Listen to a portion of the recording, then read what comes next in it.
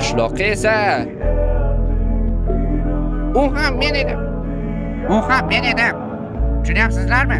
Shuncha vaqtdan beri qishloqqa va artefakt bitta odam edi.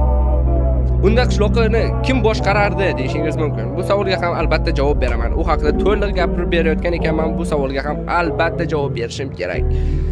Xo'sh, qishloqi personajini shuncha vaqtdan beri ko'p odamlar boshqargan rostini aytsam.